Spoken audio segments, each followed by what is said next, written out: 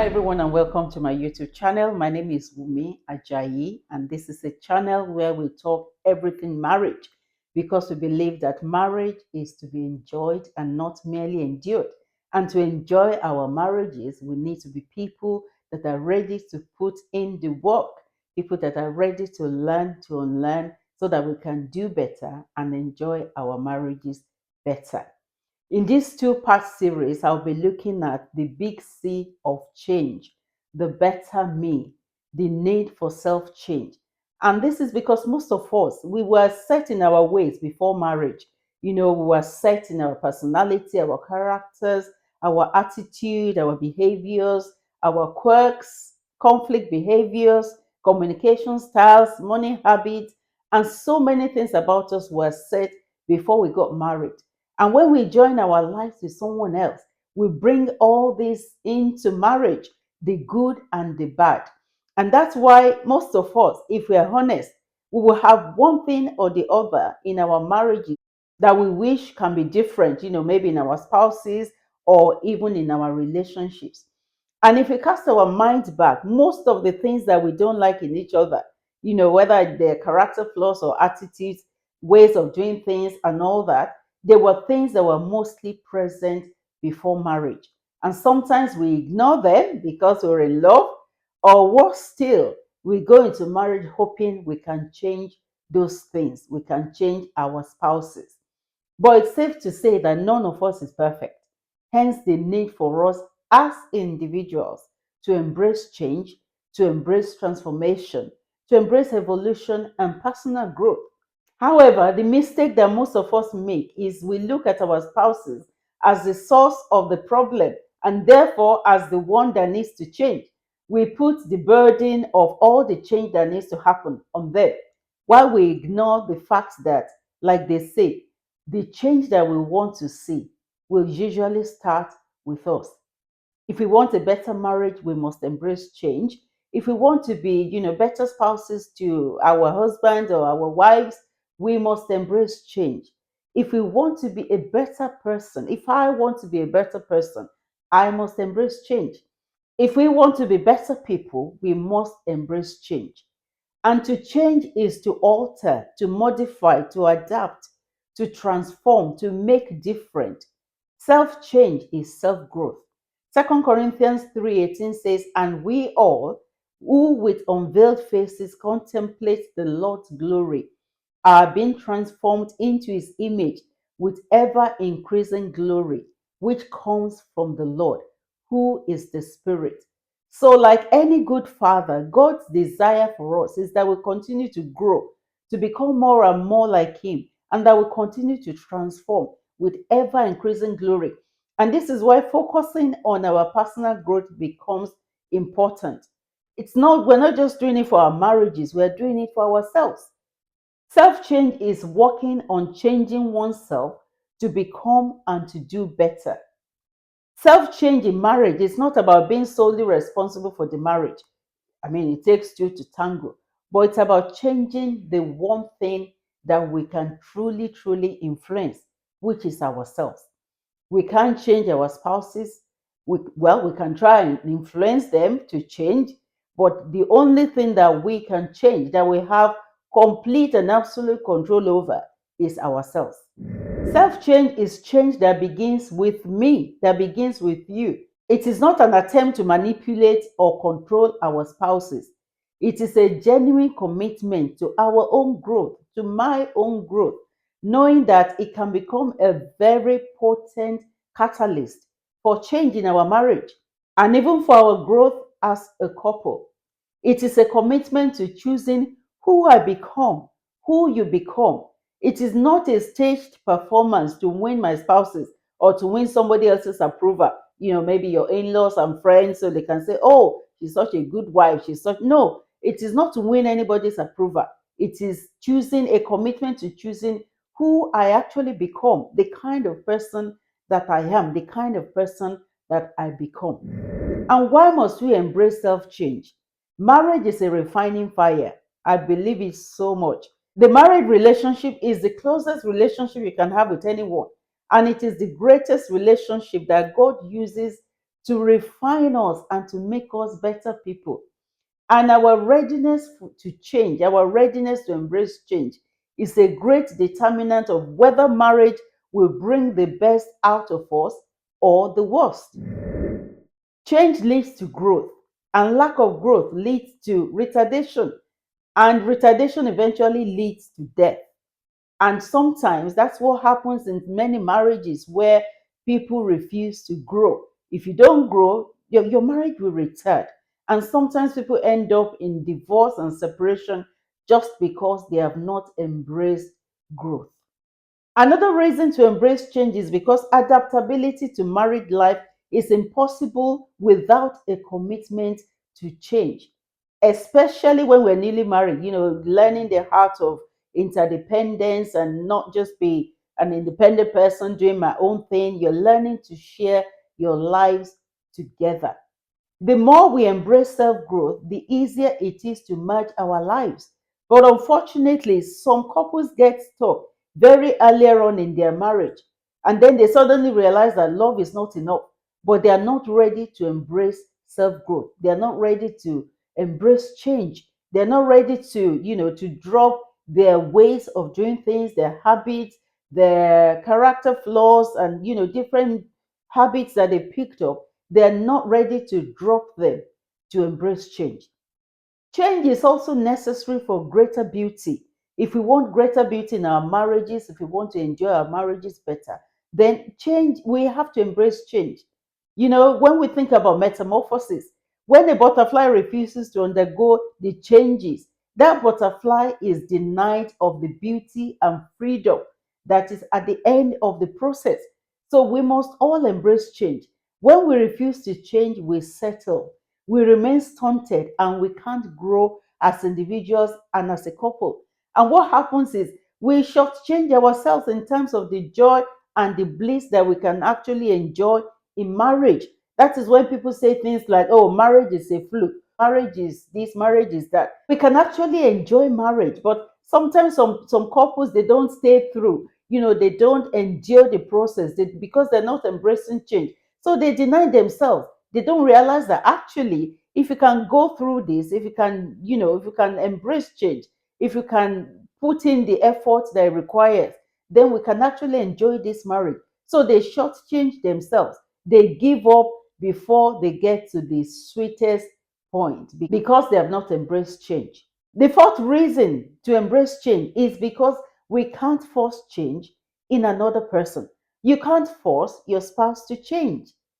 All we can do is take responsibility for our own actions and reactions, especially when a marriage is struggling or when we are having issues in our marriages. We tend naturally to focus on what our spouses are doing wrong, what they're doing to hurt me, what they're doing that I don't like. We say things like, oh, if only she will respect me more, or if only he will love me more, if only he will help me to do this, if only we put all the burden of change on our spouses, and we release ourselves basically from any needs to change.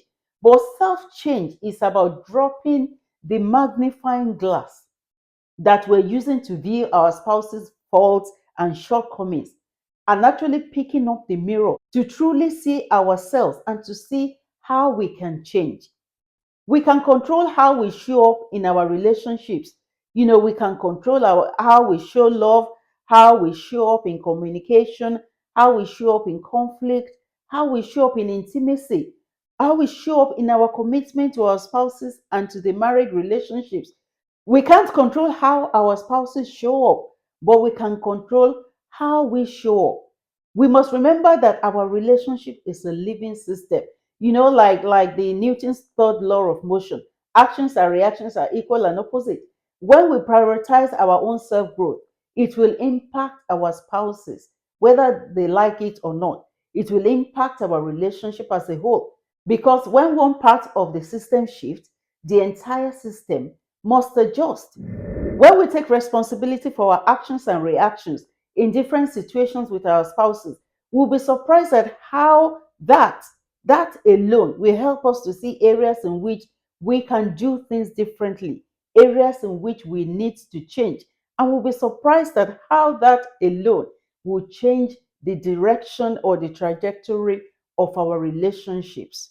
Now, I want to talk a bit more about what self change in marriage is and what it is not. Now, self change in marriage means choosing self awareness over criticizing my spouse, like I've just said, dropping the magnifying glass and picking up the mirror. Self reflection, understanding your own triggers. What are the things that makes me angry? Understanding the patterns. There might be cyclical patterns in our relationships. I get angry, I shout. My spouse gets angry, he shouts. Things escalate, communication drops, and that's it. So just looking at that pattern, self reflection is being able to see how I am contributing to that pattern and what I can do differently. It is understanding your triggers. It is becoming aware of our blind spots. It is becoming aware of how we are contributing negatively to issues, to situations, and how we can do things differently. It is concentrating on ourselves rather than criticizing our spouses or focusing on the things that they are doing wrong. Self change in marriage is aligning our behaviors with the values we want to live by. If, for example, the value I want to live by is the value of compassion, and I examine my behavior and I feel that actually that is not showing compassion.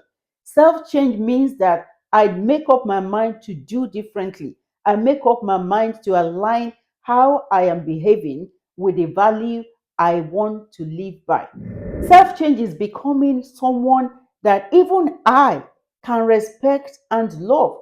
Because sometimes if you're honest with ourselves and we are able to self-reflect, we know that the attitude that we bring into marriage, how we show up in marriage, might make it difficult for our spouses to actually do anything different. We realize that some of our negative attitudes are also eliciting negative reactions from our spouses. And becoming someone that I can respect and love means that I'm saying that if I'm married to myself, if I'm my own husband, then I'm able to respect and love myself by the way I am. Self change is also about integrity of heart and intentions. I said earlier on, it's not about performance, it's not about trying to win anybody's approval. It's about integrity of heart, what I want to do, good intentions, who I want to become. Self change is creating space and opportunity for my spouse to respond differently when I show up differently. And we'll be surprised when we begin to show up differently in our marriages, how that alone will help our spouses to respond positively and to make up their minds to change as well.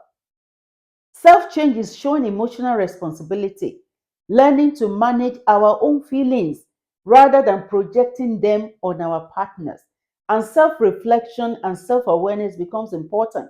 If I don't recognize my own feelings, if I'm not able to manage my feelings, the chances are that I'm angry, not because my husband has made me angry, but when I don't recognize that I'm angry, the chances are that I will project that feeling on him, not because he's done anything to warrant it, but because I am not managing my own feelings. And so I'm projecting it on him. Self change is showing empathy and compassion. I mean, I've talked about this in my previous videos. It is basically seeing our partner, our spouses as humans, people with their own struggles. None of us is perfect. And sometimes we're expecting perfection from our spouses. So self change means that I recognize that my husband also has his own struggles, the same way that I have mine. So self change means I'm able to show him empathy and compassion. Self change is embracing healthier communication. It is learning to be honest without being harsh and listening without being defensive. That is what we all need to do. And if we can embrace that in our marriages, every marriage will enjoy very good communication. Self change is also having defined boundaries. It's not about tolerating everything, it's about having boundaries and knowing the things that you can tolerate and the things that you cannot tolerate. Holding that line with respect, keeping your boundaries. And with that, I'll talk about what self change is not. Self change is not about letting everybody walk over you or letting your spouse walk over you. That's not what it is about. Self change is not becoming who my spouse wants me to be. Some people have their own ideal of who a wife should be, their own ideal of who a husband should be, which are not necessarily correct. So self change is not me trying to mold myself into the image, into the ideal that my husband has for me. It is not ignoring my own personal needs. We all have needs, and in marriage, each person's need is important, and our needs are to be met. So it's not about ignoring my needs. Self change is not about taking all the responsibility for the relationship. It's not about blaming ourselves for everything that has gone wrong. It takes two to tango. Self change is not about putting a fake front while we're sweeping things under the carpet. I've said that it's about integrity, and having good intentions. So it's not about putting a fake front so that people will think, oh, she's good or she's nice. And then you're hurt, you're not talking about it, you're just sweeping things under the carpet. Because when the carpet is full, it will burst. Self change is not compliance with my spouse's dictates, doing everything that they ask me to do because I want the marriage to work. That is not self change. Self change is not about losing your own freedom and becoming extremely cautious. You can't talk, you can't do this, you can't do that because you're no, no, no. That's not what self change is about. It's not about losing your freedom. Self change is not about tolerating abuse. That's why we talked about having boundaries, the things that you can tolerate and the things that you cannot tolerate. So I've talked about what change is, why it is important for us to embrace change in our marriages, what self change is, what self change is not. In the second part, I'll be looking at strategies that can help us in our journey as we embrace self change. Thank you so much for joining me. Remember, like I always say, marriage is to be enjoyed, not to be endured. God bless you and see you in the second part. Bye.